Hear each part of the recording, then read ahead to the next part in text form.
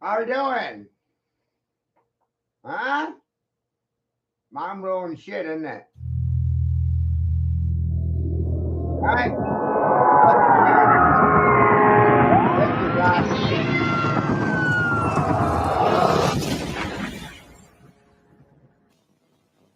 I was gunslinging 3 years ago. This is damn good. Last week. Thank you, Sparky. Recently, in response to what was perceived as the dubious content of an official briefing given by State Department spokesman Ned Price, Matt Lee of the Associated Press said, "This is like crisis actors, really. This is like Alex Jones territory you're getting into now." From there, the exchanges between Lee and Price proceeded to degenerate into what can only be described as comic hilarity. What Price wouldn't dare tell or admit to either Matt Lee or to the American general public, on pain of immediate dismissal from his cushy job and career-ending public disgrace, is that the execution of such psychological operations, postmodern reality simulation aka false flags or hoaxes, as they relate to establishing a reason to prosecute a war, is nothing new in the annals of American history. Matt, to your question, is an action that Russia has already taken. It's an action that you say that they have taken, but you have shown no evidence to confirm that. And I'm going to get to the next question here, which is, what is the evidence that they I mean, this is like crisis actors, really? This is like Alex Jones territory you're getting into now. What evidence do you have to support the idea that there is some propaganda film in the making? Matt, this is derived from information known to the U.S. government, intelligence information that we have declassified. I think you know. Okay, well, where is it? Where is this information? It is intelligence information that we have declassified. Well, where is it? Where's the declassified information?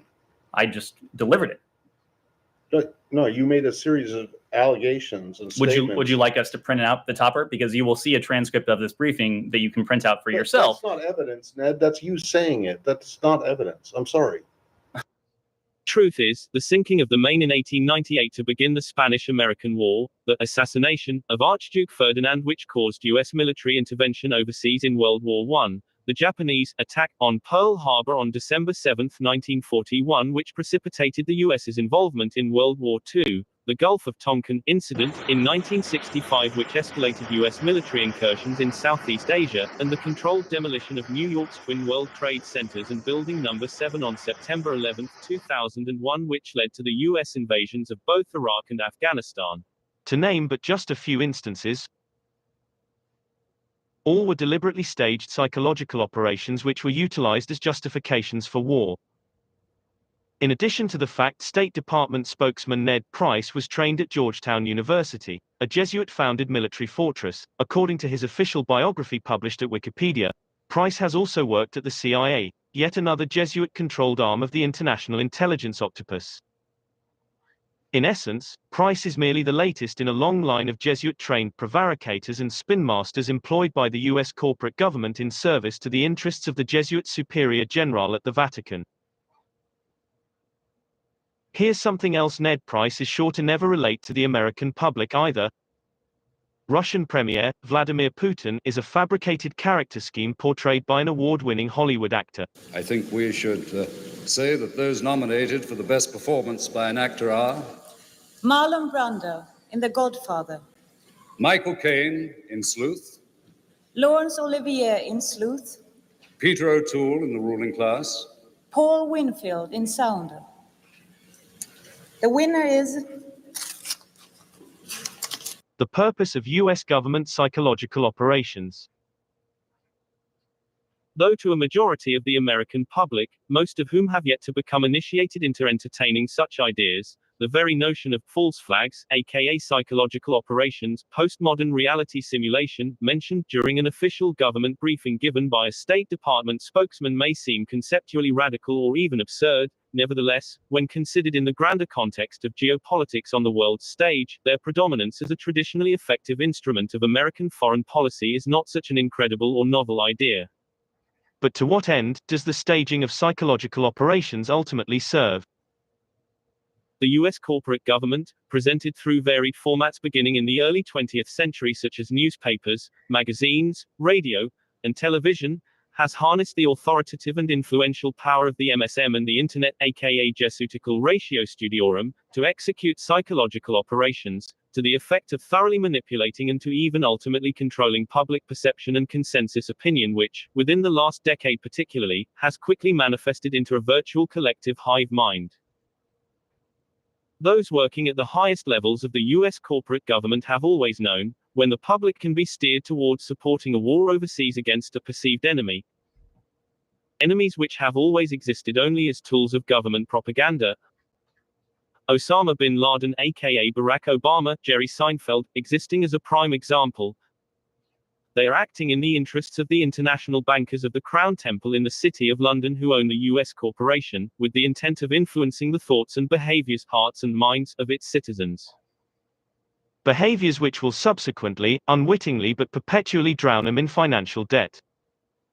Having strategically used the concept of war to create a new order out of a state of chaos and while causing the people to desire security and safety from perceived enemies at the expense of personal liberties, government officials can always much more easily exert control over citizens, totalitarian control which they never hope to renounce or to ever relinquish.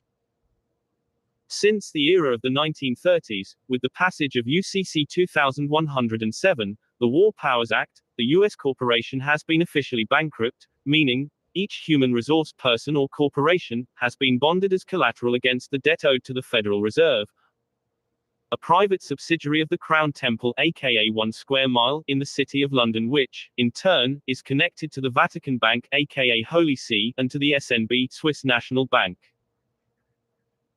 With the current rate of U.S. monetary inflation already mounting to unprecedented levels, the Crown Temple bankers remain all too well aware, in tandem with the political and financial chaos generated by the convoy protests taking place in Canada, staging a war between the U.S. and Russia will effectively accelerate the financial decline of the West and relegate America to essentially permanent third world status. Despite, for now, human resources have managed to retain their free will over how their commercial behaviors are directed, very soon, unless they collectively choose to withdraw their legal consent, this comfortable reality to which they've become accustomed will inevitably grind to a crashing halt.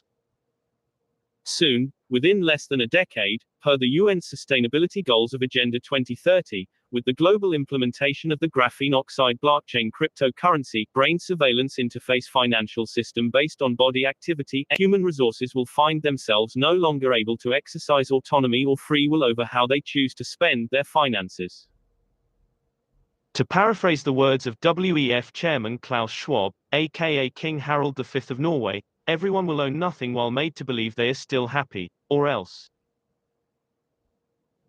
How did this grim reality come to fruition? The answer, the Jesuits' Ratio Studiorum, aka the MSM, the Internet, and a phenomenon called sentient world simulation, aka postmodern reality simulation. Sentient world simulation.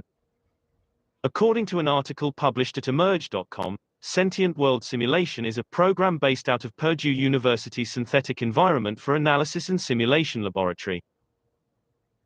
Reportedly, SWS is a governmental unit of the NSA, National Security Agency, which gathers boundless amounts of information on Americans under the guise of fighting crime, by predicting criminal behavior before it is committed and to predict behavioral responses to propaganda and government-inflicted terror.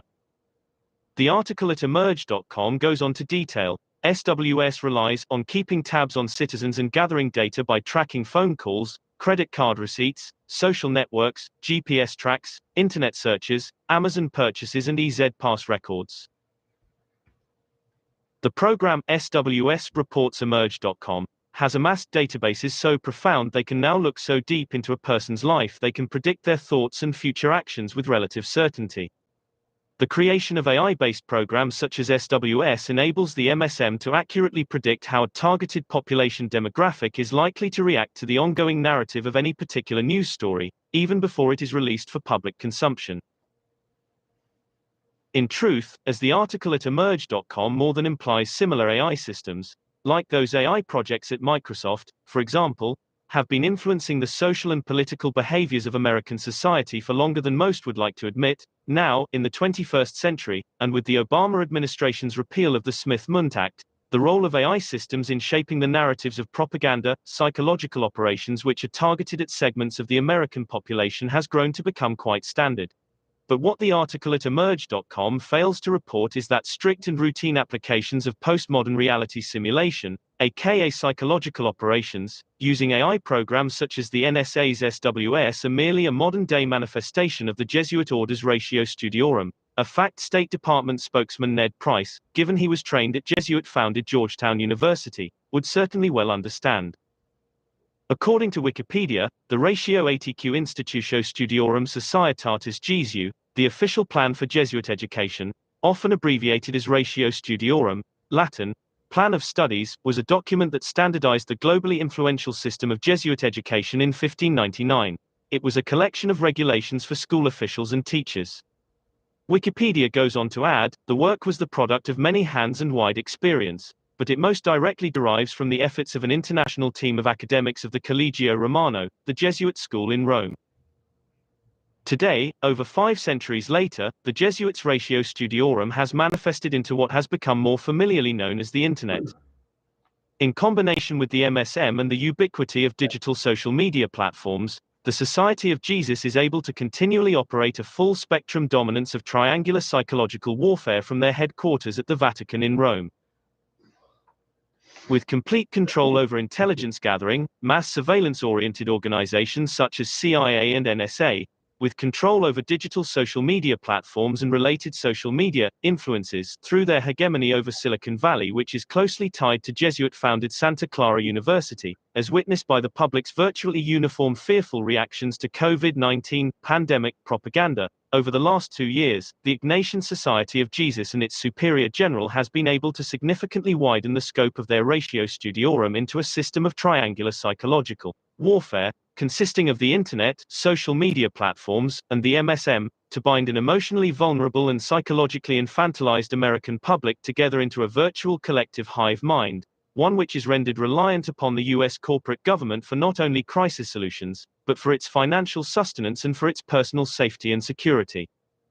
The holiday photo call. Every leader does one. No one else does them shirt off, fish in hand. Welcome to Vladimir Putin's summer break in Siberia. These state pictures designed to boost the president's popularity, the strongman image central to his sky-high ratings among Russian people. He found time for open water swimming in the freezing mountain lake, driving machines at speed, and spearfishing. A Kremlin spokesman quoted as saying, the president chased a particular pike for 2 hours before, of course, snaring it. Vladimir Putin exists only on TV. For decades, US government propaganda has sold the idea to the American public that the US and Russia have existed as mortal enemies. In truth, both the US and Russia are merely corporate subsidiaries of a global corporation controlled by the Crown Temple in the City of London and the Vatican in Rome, which, in turn, is controlled by the military order of the Society of Jesus and its Superior General. Meanwhile, however, here's something else even more dramatic that the Jesuit-trained State Department spokesman Ned Price will certainly never dare reveal to either the AP's Matt Lee or to the American general public. Ear biometric, facial recognition, and extensive image comparison analyses confirms, the current Russian premier, Vladimir Putin, is a fabricated character scheme portrayed by Hollywood actor Marlon Brando. Before being modified into Vladimir Putin, earlier, during his career in Hollywood, Marlon Brando was modified into Hollywood actor Burt Reynolds.